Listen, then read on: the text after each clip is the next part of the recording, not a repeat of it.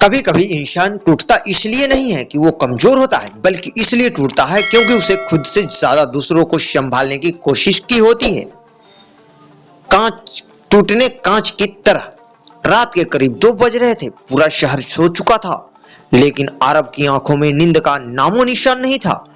वो अपने कमरों के कोने में बैठा था, ठीक उसी जगह जहां कभी वो घंटों बैठकर सपने देखा करता था। आज वही जगह उसे काटने को दौड़ रही थी।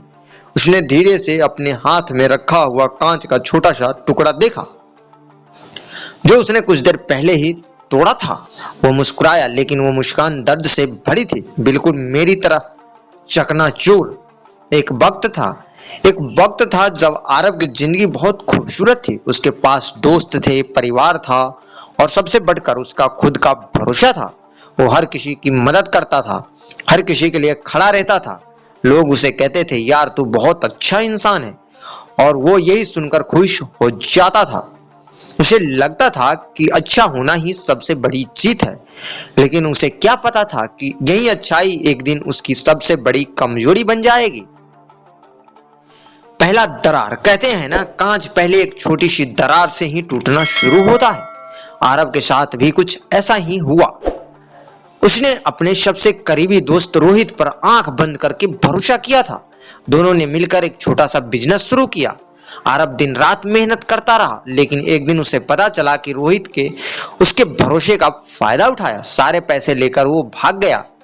उस दिन आरब पहली बार टूटा था, लेकिन उसने खुद को संभाल लिया। उसने खुद से कहा, कोई बात नहीं, शायद गलती मेरी ही थी। दूसरा झटका। समय बीता। आरब ने खुद को फिर से खड़ा किया। इस बार उसने सोचा कि वो अपने दिल की सुनेगा। उसी दौरान उसकी मुलाकात नैना से हुई। नैना उसकी जिंदगी की सबसे खूबसूरत कहानी बन गई। आरब ने उसे दिल से चाहा, हर वो खुशी दी जो वो दे सकता था, लेकिन कहानी यहाँ भी अधूरी रह गई। एक दिन नैना ने साफ शब्दों में कहा दिया, तुम अच्छे हो आरब, लेकिन मेरे लिए नहीं। बस इतना ही, कोई वजह नहीं, कोई सफाई नहीं। उस दिन आरब अंदर से पूरी तरह टूट गया। चुप्पी का शोर। अब आरब पहले जैसा नहीं रहा। वो शांत, वो हंसता तो था, लेकिन दिल से नहीं। वो लोगों के बीच होता था, लेकिन खुद को अकेला महसूस करता था। धीरे धीरे उसने सबसे दूरी बना ली। उसने सोचा, टूटे हुए कांच की तरह अगर मैं किसी के करीब गया तो उसे चोट ही पहुंचाऊंगा। इसलिए उसने खुद को सब से दूर कर लिया। अंधेरे में डूबता हुआ दिन बीतते गए और आरब को अकेलापन बढ़ता गया। अब उसे खुद से भी डर लगने लगा था। वो आईने में खुद को देखता और सोचता, क्या यही हूं मैं? उसकी आंखों में वो चमक अब नहीं थी जो कभी उसकी पहचान हुआ करती थी। बदलाव की शुरुआत। एक दिन जब वो पार्क में अकेला बैठा था, तभी उसकी नजर एक छोटे से बच्चे पर पड़ी।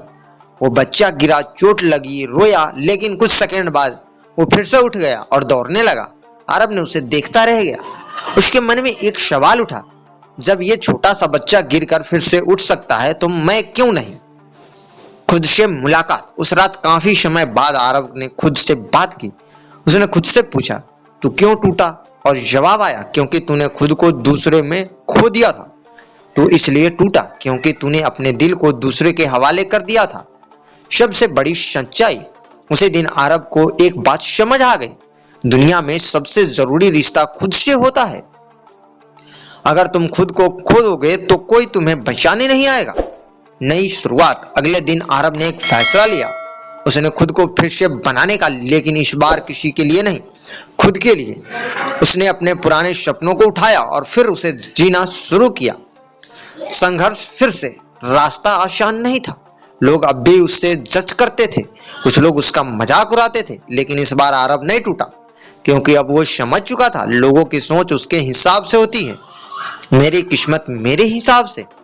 एक नई पहचान। धीरे धीरे आरब ने खुद को इतना मजबूत बना लिया कि अब कोई उसे तोड़ नहीं सकता था। वो अब पहले जैसा नहीं था।